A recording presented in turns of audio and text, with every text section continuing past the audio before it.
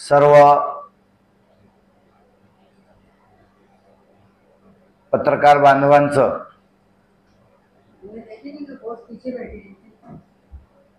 Press club Mumbai येथे उपस्थित सर्व पत्रकार बांधवांचं मी मनापासून स्वागत करतो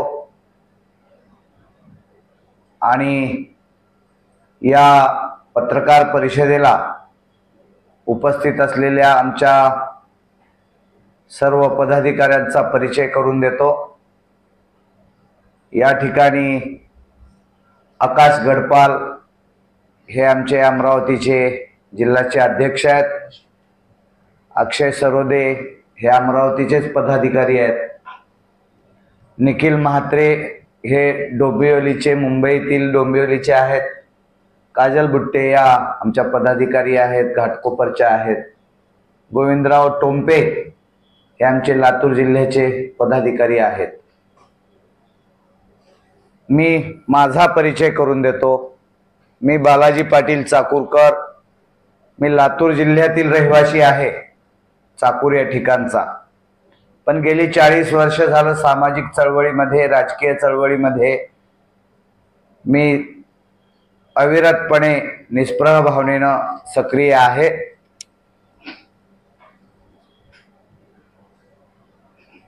राज्यातील 1,34,000 मुख्यमंत्री युवा कार्य प्रशिक्षणार्थींचा मुद्दा घेऊन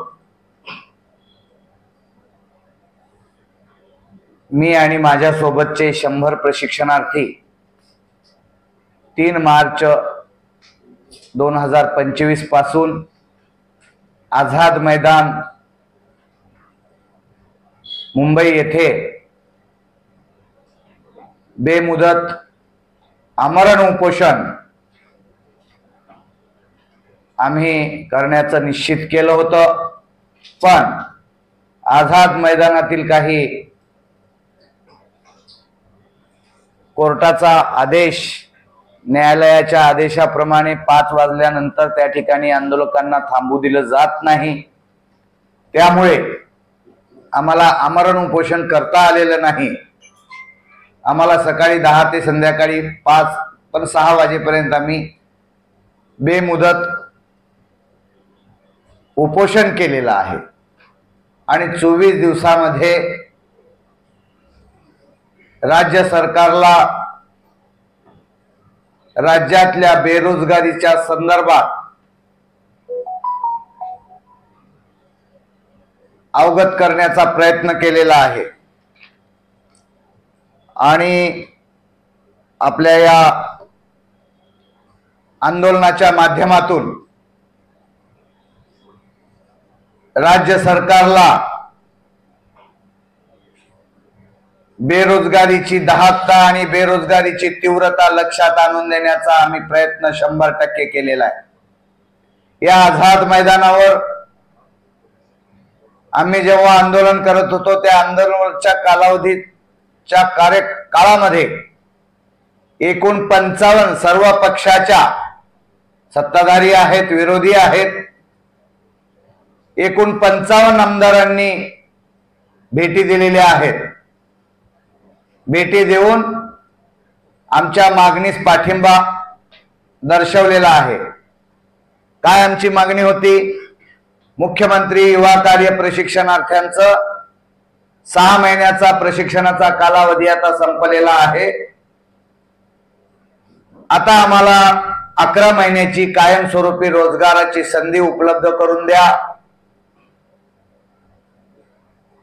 प्रशिक्षणाच्या कालावधीमध्ये 6, 8 आणि 10 हजार रुपयाचं विद्यावेतन मानधन राज्य शासनाने दिलेलं आहे। त्यामध्ये वाढ करून 12वी पास असणाऱ्या बेरोजगारास 15,000 रुपये मानधन द्या। डिप्लोमा होल्डर, ITI होल्डर असलेल्या बेरोजगारास 20,000 रुपये मानधन द्या आणि पदव्युत्तर शिक्षण प्राप्त करणाऱ्या बेरोजगारास 25,000 रुपयाचं मानधन द्या। अशा प्रकारची मागणी घेऊन शासकीय निमशासकीय सेवेमध्ये 10% आरक्षण द्या आणि टप्प्याटप्प्याने यांचं शासकीय सेवेमध्ये समावेश योजन करा। आम्ही काही डायरेक्ट नोकरी मागत नव्हतो, आम्ही राज्य शासनाला रोजगार मागत होतो। 11 महिन्याचा रोजगार द्या आणि महाराष्ट्रातील बेरोजगारी नष्ट करा। निवडणुकीच्या विधानसभा निवडणुकीच्या अगोदर राज्य शासनाने लाडक्या बहिणींना गोंजारलं, लाडक्या बहिणींना 15,000 रुपये दिलं आणि लाडक्या भावाचं काय हा प्रश्न जेव्हा लाडके भाऊ विचारत होते तेव्हा शिंदे सरकारने लाडक्या भावालाही वाऱ्यावर सोडणार नाही म्हणून एक गोंडस नाव देऊन मुख्यमंत्री युवा कार्य प्रशिक्षणार्थी योजना लॉन्च केली आणि या योजनेच्या माध्यमातून 10 लाख बेरोजगारांना नोकऱ्या देण्याचं बंडलबाज विधान केलं। मी जबाबदारीनं हे विधान करतो। 10 लाख नोकऱ्या देण्याचं कौशल्य विभागाचे मंत्री मंगलप्रभातजी लोढा यांनी 10 लाख प्रशिक्षणार्थ्यांना रोजगार देण्याचं सांगितलं। तो लोढाजीचा व्हिडिओ दाखवा। अगोदर सर्वजण आपण स्वागत। महाराष्ट्राची अतिशय चांगली योजना मुख्यमंत्री युवा कार्य प्रशिक्षण योजना या अंतर्गत आज महाराष्ट्राने 1,10,000 चा अंक गाठलेला आहे। आजच्या दिवशी 1,10,000 विद्यार्थ्यांची निवड झाली आहे आणि मला आपल्या सर्वांना हा सांगायचा आनंद होतो की त्यामध्ये 7,000 विद्यार्थी रजू पण झालेला आहे। यामध्ये 2,21,244 या मोठी संख्यामध्ये प्रशासनाने आपली नोंदणी केली होती आणि 8,170 त्यापेक्षा जास्त असताना पण आपला यामध्ये इंटरेस्ट दाखवला, रजिस्ट्रेशन पण केला। हा एक महाराष्ट्राने पुढच्या काळामध्ये महाराष्ट्र देशची स्किल कॅपिटल बनेल असा एक आमच्या हा भारत सरकारचा पाऊल होता। माननीय मुख्यमंत्री एकनाथजी शिंदे, माननीय उपमुख्यमंत्री माझे नेते माननीय देवेंद्रजी फडणवीस आणि माननीय उपमुख्यमंत्री अजितदादा पवार या त्यांच्या मार्गदर्शनामध्ये आमच्या विभागाने योजना सुरू केली। हा प्रत्येक उद्योग कोणत्या शहरामध्ये जायचा, कोणत्या स्टेटमध्ये जायचा निवड करण्यापूर्वी 3-4 गोष्टी जे बघतात, त्यामध्ये तिथे लँड आहे का, तिथे कॅपिटलची काय स्थिती आहे, तिथे रॉ मटेरियल काय स्थिती आहे आणि त्याशिवाय तिथे स्किल रोजगार साठी लोक उपलब्ध आहेत का। आमच्या विभागाने आता 10 लाख युवक युवत्याने हा प्रशिक्षण माध्यमातून आम्ही रोजगार देऊ आणि नंतर हा एक महाराष्ट्र मुंबई देशाचे स्किल सेंटर बनेल। लोक रोजगारसाठी अप्लाय करतात त्यावेळी प्रश्न त्याचा विचारतात की तुमचा एक्सपिरियन्स काय। आता आम्ही 6 महिन्याचे एक्सपिरियन्सचे सर्टिफिकेट पण देणार आहे, त्याचे मानधन पण देणार आहे आणि आमच्या सर्वांची अशी अपेक्षा आहे की 10 लाख लोकांमध्ये कमीत कमी 50% लोकांनी तिथे ज्या आतापर्यंत ते प्रशिक्षण घेत आहे तिथे त्यांना परमनंट रोजगार मिळेल। एक मोठी क्रांती रोजगारच्या क्षेत्रात म्हणजे पत्रकार बांधवांनो, इलेक्ट्रॉनिक मीडियाच्या सर्व पत्रकार बांधवांनो, लोढाजींचं हे विधान नोट करा की 10 लाख प्रशिक्षणार्थ्यांना आम्ही रोजगार देणार आहोत आणि त्यातले 50% प्रशिक्षणार्थी त्याच आस्थापनेमध्ये आम्ही परमनंट करणार आहोत। हे राज्याच्या कौशल्य विकास मंत्र्यांनी केलेलं विधान आज ते संपूर्णपणे विसरलेले आहेत। या 24 दिवसाच्या कार्यकाळामध्ये 2 वेळेस आमच्या शिष्टमंडळाबरोबर मंगल प्रभात लोढाजी सोबत आमची विधान भवनामध्ये बैठक झाली। जेव्हा आम्ही हा व्हिडिओ त्यांना दाखवत होतो तेव्हा ते विधान भवनातून त्यांच्याच दालनातून ते पळ काढत होते। हे असं पळ काढणारं विधान, या विधानाचा आम्ही जाहीर धिक्कार करतो आणि ते आपल्या विधानावर ठाम नाही आहेत हे आज या ठिकाणी मी तुम्हाला जाहीरपणे सांगतो। आणि या 24 दिवसाच्या कार्यकाळामध्ये 3 तारखेला आमचं आंदोलन सुरू झालं। त्याच्या पूर्वी आम्ही राज्यातल्या विविध भागामध्ये तहसील कचेरी असेल, जिल्हा कचेरी असेल, अनेक ठिकाणी धडक मोर्चे काढून राज्य शासनाला या बेरोजगारीची दाहकता लक्षात आणून देण्याचा आम्ही प्रयत्न केलेला आहे। पण झोपेचं सोंग घेतलेलं सरकार हे काही जागं होत नव्हतं, म्हणून आम्ही आझाद मैदानावर बेमुदत उपोषणाचा निर्णय घेतला आणि दिनांक 7 मार्च 2025 रोजी राज्याचे मुख्यमंत्री, तेव्हाचे उपमुख्यमंत्री सन्माननीय देवेंद्रजी फडणवीस यांनी विधान भवनामध्ये महाराष्ट्रभर झालेल्या आंदोलनाची आणि आझाद मैदानावर होत असलेल्या बेमुदत उपोषणाची दखल घेत प्रशिक्षणाचा 5 महिन्याचा कालावधी वाढवला। आमची मागणी प्रशिक्षणाचा कालावधी वाढवा ही नव्हती, 11 महिन्याचा कायमस्वरूपी रोजगार द्या आणि चतुर्थ श्रेणीमध्ये यांना आपलं समाविष्ट करा। पण त्यांनी सांगितलं आम्ही प्रशिक्षणाचा 5 महिन्याचा कालावधी वाढवतो आणि 11 महिन्याचं तुम्हाला प्रमाणपत्र देतो। आणि ते बोलत असताना म्हणत होते ते की मी हात जोडून सगळ्यांना विनंती करतो की पुन्हा येऊ नका माझ्याकडे, की कायम करा म्हणून। मी देवेंद्रजींना या पत्रकार परिषदेच्या माध्यमातून सांगतो, तुम्ही जेव्हा 2014 ते 19 मध्ये मुख्यमंत्री म्हणून तुम्ही कामकाज केलं, त्यावेळेस त्या 19च्या विधानसभेच्या निवडणुकीमध्ये आपण राज्यातल्या जनतेला सांगितलं होतं की मी पुन्हा येईन, पुन्हा येईन, पुन्हा येईन। आणि तुम्ही पुन्हा येईन म्हणून म्हणता आणि बेरोजगार युवकांना माझ्याकडे पुन्हा येऊ नका म्हणता। तुम्हाला राज्यामध्ये सरकारच्या ही राज्यातली खुर्ची पाहिजे कशाला?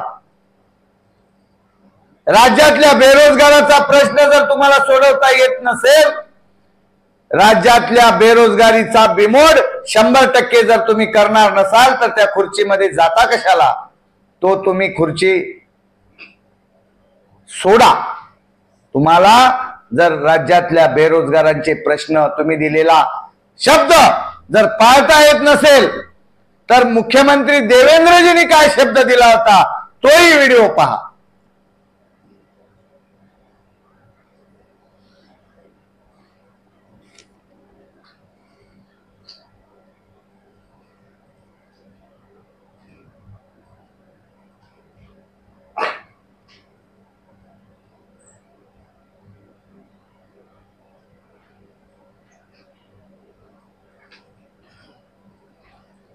काढून ठेवायचो।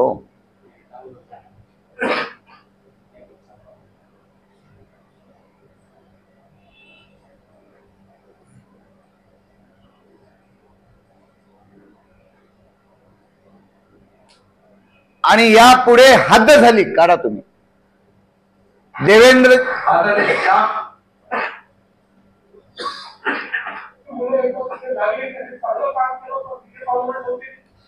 रिवर्स लावा। सांगा आतापर्यंतच्या इतिहासामध्ये नाही एका आणि ही जी मुलं एकत्र लागली त्यांनी सगळं काम केलं तर तिथे परमनंट होतील, तिथेच परमनंट होतील। ज्या स्थापनेमध्ये चांगलं काम केलं तर तिथे परमनंट होतील। हा एक व्हिडिओ आहे आणि अनेक ठिकाणच्या कट्ट्यावर जाऊन आणि जाहीर सभामधून राज्यातल्या या बेरोजगार युवकांना प्रशिक्षण देऊन त्या प्रशिक्षणार्थ्यांना तिथेच कायम करण्यात येईल अशा प्रकारचं विधान देवेंद्रजींनी केलं। आणि देवेंद्रजींनी ज्यावेळेस विधान भवनामध्ये 22 आमदारांनी आझाद मैदानातल्या आंदोलनाची दखल घेऊन विधान भवनामध्ये 22 आमदारांनी प्रश्न उपस्थित केला। या 24 दिवसाच्या कार्यकाळामध्ये 16 दिवस अधिवेशन चाललं आणि या 16 दिवसाच्या आंदोलनाच्या कार्यकाळामध्ये 8 दिवस कोणत्या ना कोणत्या विविध 22 आमदारांनी आझाद मैदानातल्या आमच्या आंदोलनाची भूमिका लक्षवेधीच्या माध्यमातून, औचित्याच्या माध्यमातून, पॉइंट ऑफ इन्फॉर्मेशनच्या माध्यमातून उपस्थित करण्याचा प्रयत्न केला। आपल्या राज्याचे काँग्रेस पक्षाचे नेते, विधानसभेचे माजी सभापती आमदार नानाभाऊ पटोले यांनी प्रश्न उपस्थित केला। त्या प्रश्नावर देवेंद्रजी फडणवीस यांनी उत्तर दिलं आणि माझी सुरुवातीपासूनची 11 महिन्याचीच भूमिका आहे। आम्ही 11 महिन्याच्या पुढे देतो असं म्हणालोच नाही।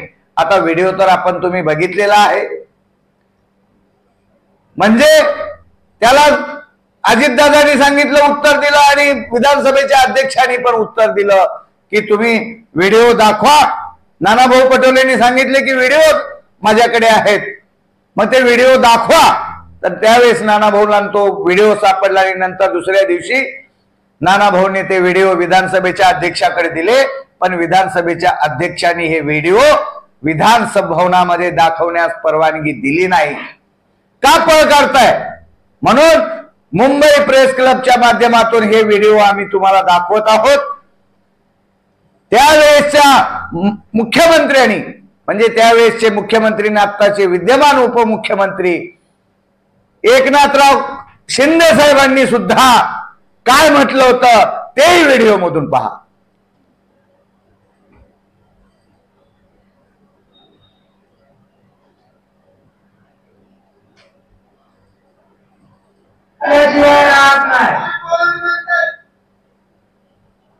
लाडक्या बहिणींचं केलं तर लाडक्या भावांचं काय? मी म्हणालो लाडक्या भावांचं कधीपासून प्रेम आलं, सगळ्याचे भाव गेले निघून, आणि बोललो लाडक्या भावाला पण आम्ही करणार। देशातलं पहिलं राज्य आहे प्रशिक्षण भत्ता 6,000, 8,000, 10,000 माझ्या कोरोना युवकांना देण्याचा निर्णय आमच्या सरकारने घेतला। आता ते 6 महिन्याची ट्रेनिंग करतील, तिथं त्यांना परमनंट जॉब लागेल। कुठल्या सरकारने केलं होतं सांगा? आतापर्यंतच्या इतिहासामध्ये ना एका मुलीने आत्महत्या, ज्या आस्थापनेमध्ये ते काम करतील त्या आस्थापनेमध्येच ते परमनंट होतील असं त्यावेळेसच्या ज्यांच्या नावानं हे प्रशिक्षण योजना काढली होती त्या मुख्यमंत्र्यांचं आज हे विधानसभेमध्ये प्रशिक्षणार्थ्यांच्या 11 महिन्याचा प्रशिक्षणाच्या कालावधीनंतर कायमस्वरूपी बेरोजगाराच्या प्रश्नावर बोलायला तयार नाही आहेत। म्हणून मी आजच्या या पत्रकार परिषदेच्या माध्यमातून या राज्य सरकारला आणि पत्रकार बांधवांना संबोधित करत असताना मी सांगू इच्छितो, आम्ही हे 24 दिवस आंदोलन राज्य शासनाला जाणीव करून देण्यासाठी केलो। लोकशाही मार्गाने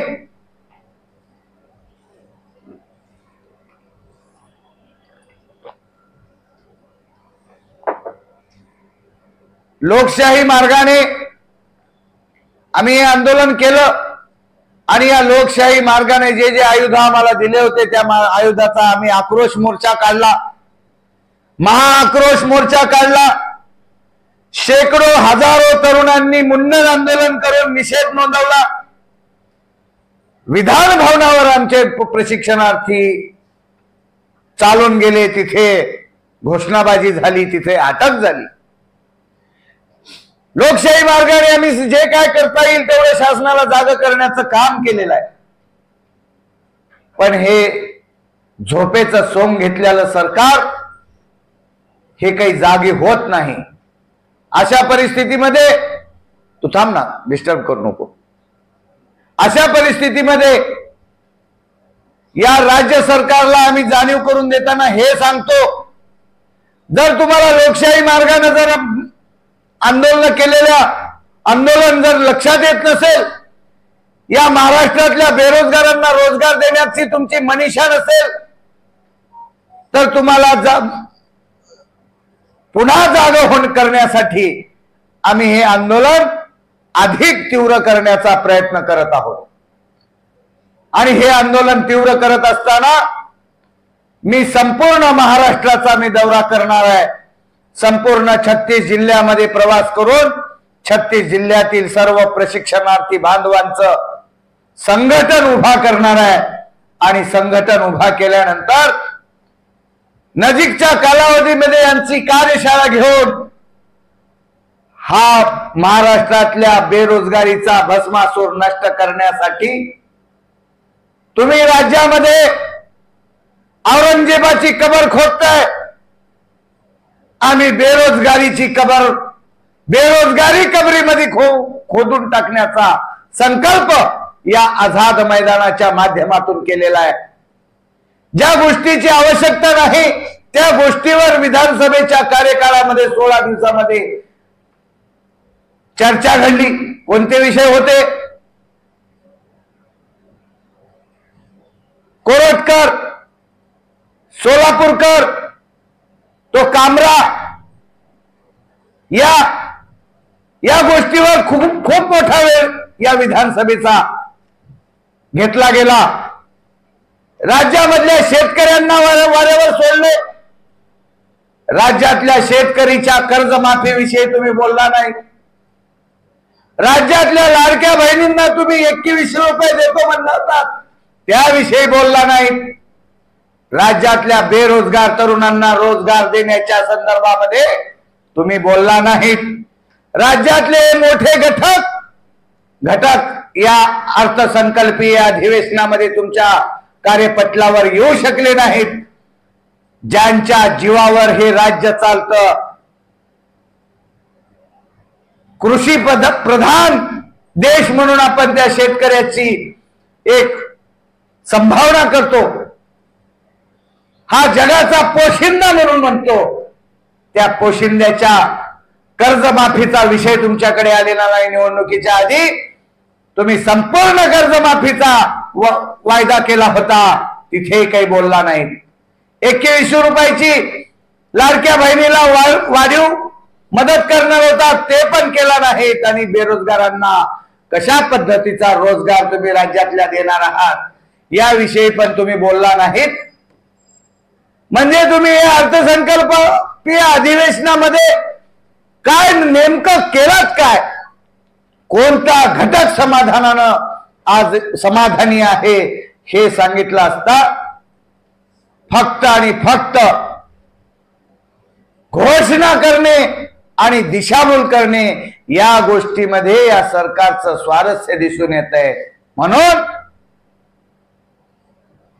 हे सरकार जर आमच्या न्याय्य हक्कासाठी न्याय्य मागणीसाठी आम्ही आझाद मैदानावर 24 दिवस बसल्यानंतर आमची मागणी होती की मुख्यमंत्री किंवा उपमुख्यमंत्र्यांनी भेटावं। भेटले आम्हाला उपमुख्यमंत्री एकनाथराव शिंदे, थोडस बऱ्यापैकी व्यक्तिमत्व आहे।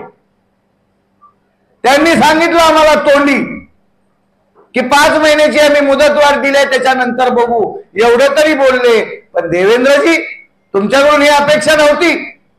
तुम्ही पुन्हा येईन म्हणता आणि प्रशिक्षणार्थ्यांना पुन्हा येऊ नका म्हणता, हे बरोबर नाही। म्हणून ज्या लाडक्या बहिणींनी ज्या लाडक्या भावानी तुम्हाला सत्तेमध्ये बसवलंय त्यांना तुम्हाला वाऱ्यावर सोडता येणार नाही। यासाठी आम्ही हे आंदोलन अधिक तीव्र करत संपूर्ण महाराष्ट्रामध्ये आम्ही टप्प्याटप्प्यानं या मंत्र्यांना जिल्हाबंदी, गावबंदी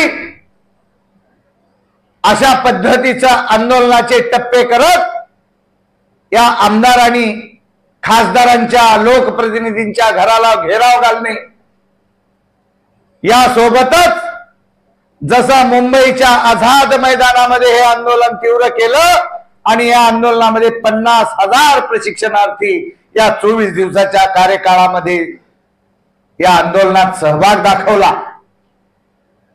हे आंदोलन अधिक तीव्र करत असताना आणि महाराष्ट्रातल्या बेरोजगारीचा बिमोड करण्याचा संकल्प करत असताना आम्ही लवकरच आगामी काळामध्ये नागपूर येथे मुख्यमंत्री देवेंद्रजी फडणवीस यांच्या नागपूर येथल्या निवासस्थानासमोर बेमुदत आमरण उपोषण करून संपूर्ण महाराष्ट्रातला बेरोजगार तरुण प्रशिक्षणयुक्त प्रशिक्षणार्थी या नागपूरमध्ये धडकेल आणि नागपूरचे सगळे रस्ते आम्ही जाम करू आणि सरकारला या बेरोजगारांना वाऱ्यावर सोडता येणार नाही यासाठी जाणीव करून देण्याचा प्रयत्न आम्ही या आंदोलनामधून करणार आहोत। म्हणून प्रशिक्षणार्थी बांधवांना आपल्या या माध्यमातून मी आवाहन करतो की प्रशिक्षणार्थी बांधवांनो, हताश होऊ नका, निराश होऊ नका, आत्महत्येकडे वळू नका, जीवाचं काही बळवाईट करून घेऊ नका।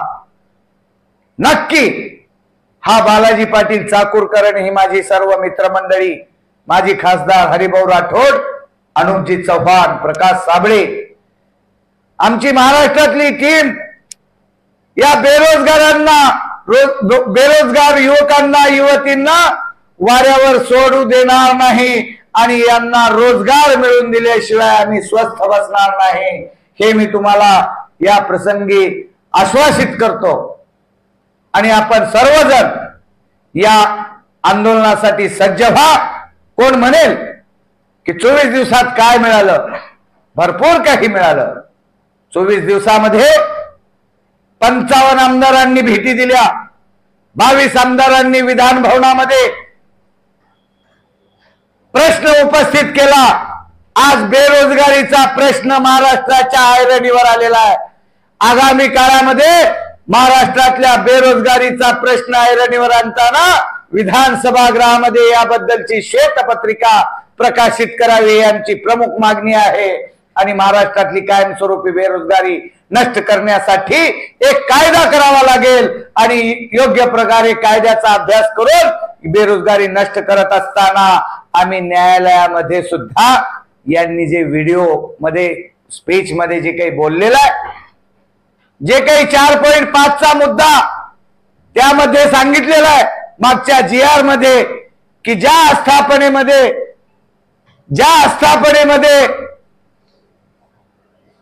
हे प्रशिक्षणार्थी काम करतील त्या आस्थापनेमधल्या लोकांनी जर सांगितलं तर त्या आस्थापनेमध्ये ते कायम सुद्धा होऊ शकतील असं त्यांनी सांगितलेलं आहे। तो मागच्या प्रशिक्षण कालावधीतला 4.5चा मुद्दा जो काही GR मध्ये होता तो लावा, वाचून दाखवा। या योजनेच्या प्रशिक्षणानंतर प्रशिक्षण पूर्ण केलेले उमेदवार संबंधित उद्योग आस्थापना यांना योग्य वाटल्यास व उमेदवाराची इच्छुकता असल्यास त्यांना रोजगार देण्याच्या दृष्टीने संबंधित आस्थापना निर्णय घेऊ शकतील। म्हणजे आम्हा प्रशिक्षणार्थीची त्या ठिकाणी इच्छा असेल, प्रशिक्षणार्थींची इच्छा असेल तर तिथे कायम ते होऊ शकतील। म्हणजे सर्व संदिग्ध आहे। पण पत्रकार बांधवांनो, सर्व या पत्रकार परिषदेचा सार लक्षात घ्या। महाराष्ट्रातल्या युवकांच्या हाताला रोजगार हे सरकार देणार आहे का नाही देणार आहे? महाराष्ट्रातल्या बेरोजगार तरुणांच्या क्रय शक्तीला कामाला लावणार आहे का नाही लावणार आहे? हा सवाल आहे माझा राज्य सरकारला। आणि राज्यातल्या बेरोजगार तरुणांच्या हाताला जर तुम्ही काम नाही देऊ शकाल तर हे राज्यातले बेरोजगार तरुण ऐन तारुण्याच्या काळामध्ये चुकीच्या दिशेनं वळतील, दहशतवादी कारवायाकडे वळतील, चोऱ्या माऱ्या करतील, गुन्हेगारी क्षेत्राकडे वळतील, नाहीतर व्यसनाधीन होतील, व्यसनाकडे वळतील आणि या तरुणांचं तारुण्य ते तारुण्यामध्ये विनाशाकडे जातील। आणि त्यामुळे अनेक तरुणांचे लग्न थांबलेले आहेत, काही तरुणांची 35 ओलांडली आहे आणि 35 वय ओलांडलेल्या तरुणांनी, लग्न न झालेल्या तरुणांनी उदास भकास रेताडपणे आत्महत्येचा मार्ग जर स्वीकारला तर याला जबाबदार कोण आहे? याला राज्य सरकार जबाबदार आहे, अशा प्रकारचा माझा आरोप आहे. म्हणून माझी एकच मागणी आहे, माझ्या श्वासातला श्वास असेपर्यंत आता भविष्य काळामध्ये या महाराष्ट्रातल्या बेरोजगार तरुणांना रोजगार देणे हा एकमेव ध्येय आणि ध्यास मनाशी बाळगून मी भविष्यातला प्रवास करणार आहे. आणि या बेरोजगार तरुणांच्या हाताला रोजगार मिळेपर्यंत मी माझा संघर्ष चालू ठेवणार आहे. तुम्हाला आता याविषयी खूप काही सांगण्यासारखं आहे राज्य सरकारातल्या चुकीचं, पण तो विषय आज घेणं उचित नाही. राज्यातल्या बेरोजगार युवकासाठी राज्य सरकारला 100% निर्णय घेण्यासाठी भाग पडेपर्यंत आमचा हा संघर्ष चालू राहील. येतो एक झाकीथी आझाद मैदानावरचं आंदोलन आम्ही लोकशाही मार्गाने केलंय. येतो एक झाकीथी, आगे का तो सब कुछ बाकी है. जरांगे पाटील साहेबांनी जसं आंतरवालीमध्ये आंदोलन केलं, गुजरातमध्ये पाटीदार समाजाचं कन्हैया कुमारनं आंदोलन केलं. आम्ही कुठल्या जातीचं धर्माचं आंदोलन आता पुढे हे नाही आहे, पण त्या धर्तीवर त्याच्यापेक्षाही मोठा सहभाग राज्यातल्या तरुणांचा असेल आणि राज्यातला तरुण जागा होऊन रस्त्यावर उतरेल आणि आंतरवेलीतल्या आंदोलनाच्या धर्तीवर त्यापेक्षाही मोठं आंदोलन आम्ही येणाऱ्या काळामध्ये नागपूर येथे मुख्यमंत्री देवेंद्र फडणवीस यांच्या घरापुढे एक मैदान आहे, त्या मैदानाची परवानगी काढून आम्ही देवेंद्र फडणवीस, एकनाथराव शिंदे आणि कौशल्य विभागाचे मंत्री मंगल प्रभातजी लोढा यांनी जे बोललेलं आहे ते व्हिडिओ घेऊन आम्ही संपूर्ण महाराष्ट्र पिंजून काढून नागपूरच्या देवेंद्रजींच्या घरासमोर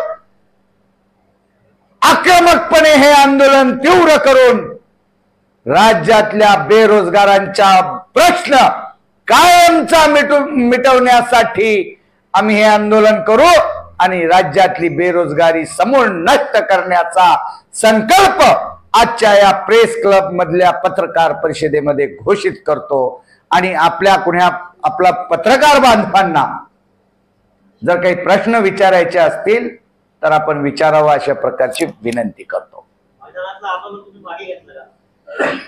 आम्ही मैदानातलं आंदोलन अधिवेशन काळापुरतं आम्ही अधिवेशन काळामध्ये या सरकारला जाग करण्याचा प्रयत्न केला होता आणि या कार्यकाळामध्ये 24 दिवसाचं हे आंदोलन, 16 दिवसाचं अधिवेशन, पण आमचं सुट्टीच्या दिवशी सुद्धा आम्ही हे आंदोलन केलं आणि आता कालच्या 24व्या दिवशी अधिवेशनाचं समारोप आणि आमच्या आंदोलनाचं तूर्त स्थगित केलंय, जेणेकरून निद्रित अवस्थेत असलेल्या सरकारला जाग करण्यासाठी पुढचा मोर्चा राज्याच्या उपराजधानीमध्ये नागपूरमध्ये हे आमचं आंदोलन अतिभव्य असेल आणि आक्रमक असेल. 1 महिन्याच्या आतमध्ये आम्ही महाराष्ट्राचा दौरा करू, महाराष्ट्रातलं संघटन मजबूत करू, कारण तरुणांना सुद्धा हताश झालेली तरुण मंडळी आत्महत्येकडे वळण्याच्या मार्गावर आहेत, त्यांना धीर देण्याचं काम करू आणि त्यांना संघटित करून 1 महिन्याच्या आत आम्ही हे आंदोलनाची दिशा म्हणजे आंदोलनाची तारीख आम्ही घोषित करू. आम्ही कमी अधिक 50,000 लोक आम्ही नागपूरमध्ये एकत्र येऊ. 50,000 लोक.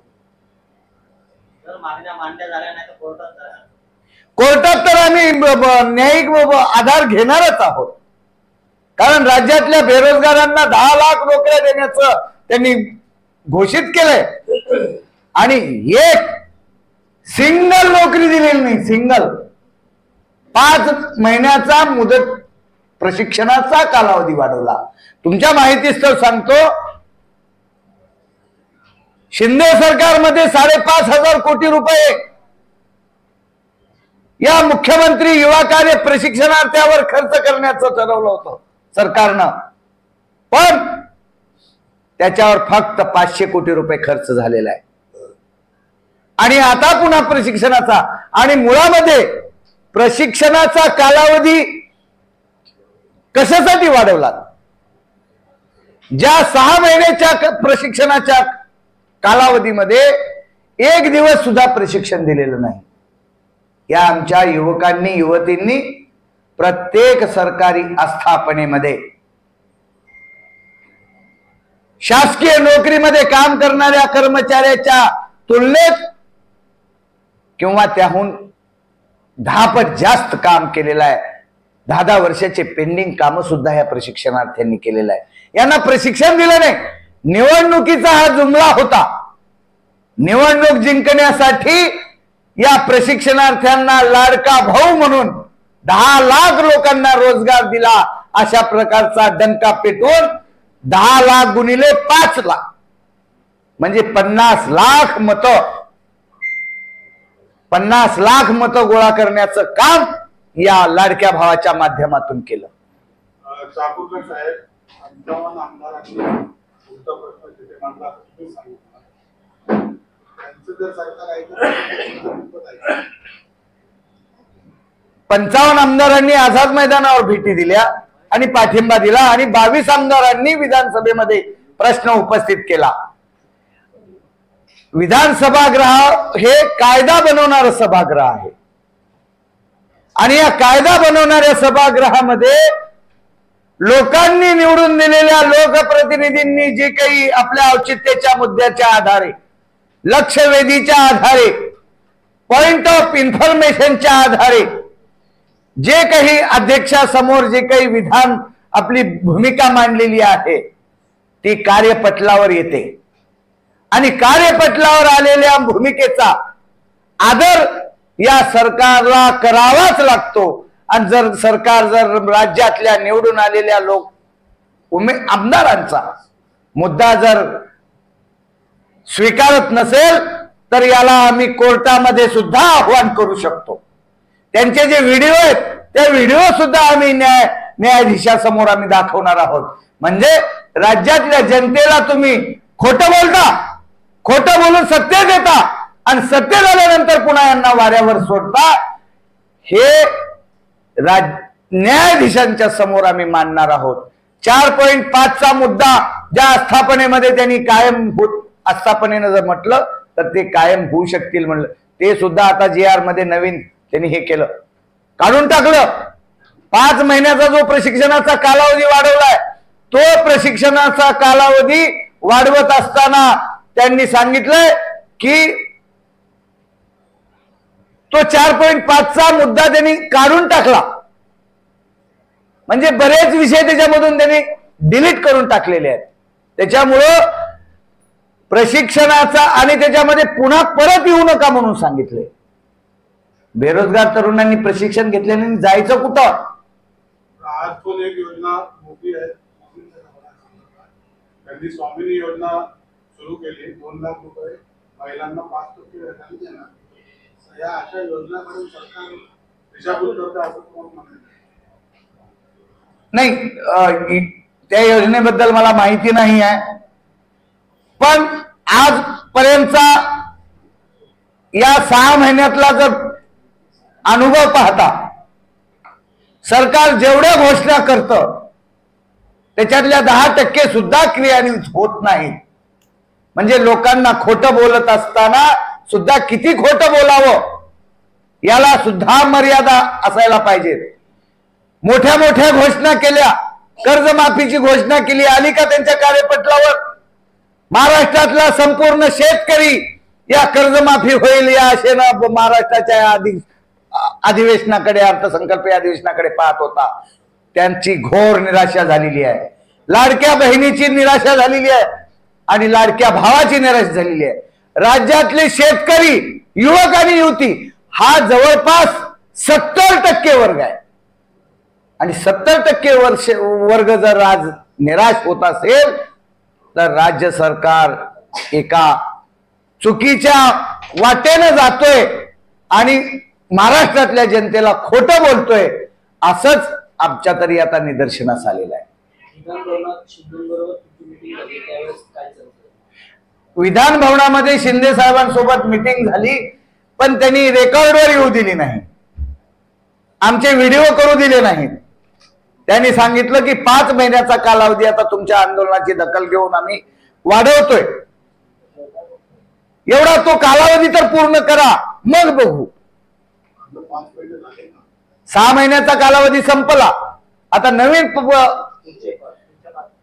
प्रशिक्षणाचा कालावधी आपल्या आंदोलनामुळे वाढवला 5 महिन्याचा, तो संपू द्या. म्हणजे 5 महिन्यानंतर पुढे काय? विधान भवनामध्ये मुख्यमंत्री सांगतात की आम्ही 11 महिन्याच्या नंतर तुम्हाला काही देणार नाही, आणि उपमुख्यमंत्री अजितदादा पवार सांगतात दोन्ही बाजूच्या आमदारांनी इकडे लक्षपूर्वक ऐका, आम्ही कायमस्वरूपी रोजगार यांना देणार नाही आणि पुन्हा मागणी करायला येऊ नका. देवेंद्रजी म्हणतात पुन्हा येऊ नका, त्यांनी पुन्हा येतो म्हणतात.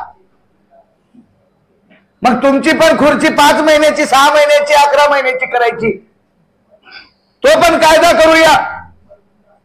तुम्हाला 5 वर्षाची खुर्ची पाहिजे, 5 वर्षाची खुर्ची संपत आली की पुन्हा 5 वर्षाची पाहिजे, पुन्हा 5 वर्षाची पाहिजे, आणि पुन्हा ती खुर्ची मिळवण्यासाठी हजारो कोटी रुपयाचा चुराडा करून तुम्ही सत्तेमध्ये येता आणि बेरोजगार तरुणांच्या हाताला रोजगार देताना मात्र तुमच्या हाताला लकवा फिरतो, तुमचा हात लकलक लकलक लकलक करतो. तर तुमच्या हाताला जो लकवा फिरलाय ना, तुमची पेन आता चलायला तयार नाही आहे बेरोजगारांच्या प्रश्नावरती. तर तुम्हाला ज्या युवकांनी, ज्या युवतींनी, ज्या लाडक्या बहिणींनी तुम्हाला सत्तेत आणलंय, तेच लाडके भाऊ आणि त्याच लाडक्या बहिणी त्या सत्तेतून खाली खेचतील, तेव्हा तुम्हाला लक्षात येईल की आपण या लाडक्या भावाला आणि लाडक्या बहिणीला काय आपण खोटं आश्वासन देऊन आपण चूक केली. ही वेळ जर येऊ द्यायची नसेल, आम्हाला अजूनही जरी देवेंद्रजी म्हटले असतील की पुन्हा येऊ नका, आम्ही त्यांना सांगतोय आम्ही पुन्हा येईल, आम्ही पुन्हा येईल, आम्ही पुन्हा येईल आणि तुम्हाला महाराष्ट्रातल्या बेरोजगारांचा प्रश्न सोडवण्यासाठी मजबूर करीन. आणि हा आक्रोश पाहता देवेंद्रजी निश्चितच येणाऱ्या काळामध्ये त्यांची झालेली आहे चूक. विधान भवनामध्ये बेरोजगारीवर असं बोलायचं नसतंय. खूप गरिबाची लेकरं आहेत हो, अत्यंत गरिबाची लेकरं आहेत. 2 वेळेसच्या भाकरीचा सुद्धा प्रश्न सुटू शकत नाही. अशा परिस्थितीमध्ये आज आम्ही विदर्भातले लोक पाहतो, अत्यंत बेकारी आहे हो. माझ्या मराठवाड्यामध्ये अत्यंत बेकारी आहे. ठीक आहे, पुण्या मुंबईमध्ये थोडस रोजगाराची साधनं आहेत, पण आमच्या विदर्भामध्ये, आमच्या उत्तर महाराष्ट्रामध्ये, आमच्या खानदेशामध्ये, आमच्या मराठवाड्यामध्ये, आमच्या कोकणामध्ये अजिबात रोजगाराची साधनं नाहीत. एक तर मेट्रो सिटीमध्ये जावं लागतं आणि मेट्रो सिटीमध्ये 10,000 रुपये पगार, 15,000 रुपये पगारवर हे आमचे युवक राहू शकत नाहीत आणि त्यांच्या कुटुंबाचा उदरनिर्वाह होऊ शकत नाही. तिथले भाडे, तिथला खर्च तो परवडू शकत नाही. म्हणून काही युवक चांगल्या पगाराच्या नोकरीवर सुद्धा कंपन्यामध्ये असलेले शासनाचा काहीतरी आधार मिळेल म्हणून गावाकडे आले हो. आणि ह्या बेरोजगार तरुणांना 6 महिन्याचा मास्तर केला, 6 महिन्याचा इंजिनियर केला, 6 महिन्याचा कृषी अधिकारी केला, 6 महिन्याचा आरोग्य अधिकारी केला आणि यांना लगेच कार्यमुक्त केलं. 6 महिन्यात कार्यमुक्त केलं. त्यांची मानसिकता पाहिल्यानंतर पोटात चर्र करतं. म्हणून या प्रशिक्षणार्थ्यांना, या बेरोजगार तरुणांना कायमस्वरूपी रोजगार मिळण्यासाठी देवेंद्रजी निश्चितच त्यांचं विधान मागे घेतील आणि त्यांचं विधान मागे घ्यावं यासाठी सुद्धा आम्ही आमच्या पातळीवर सुद्धा आम्ही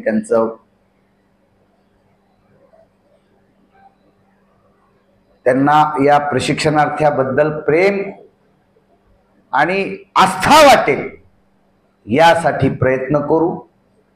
आणि जर ते करणारच नसतील, जे मागून मिळत नाही ते हिसकावून घेण्याची सुद्धा ताकद आमच्या राज्यातल्या तरुणांच्या हातात आहे. म्हणून या प्रसंगी एवढंच सांगतो, बेरोजगार युवक युवतींना जर तुम्ही माझ्यावर सोडणार असाल तर श्रीलंकेचं उदाहरण डोळ्यासमोर ठेवा, बांगलादेशचं उदाहरण लक्षात ठेवा.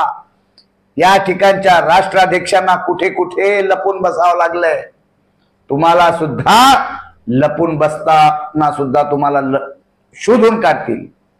युवकांना डवचू नका, या तरुणाईला ललकारू नका आणि या तरुणांच्या आणि तरुणींच्या हाताला काम देण्यासाठी लवकर निर्णय घ्या, अन्यथा आम्ही स्वस्थ बसणार नाही हा इशारा या प्रसंगी देतो. आणखी कोणाचे काही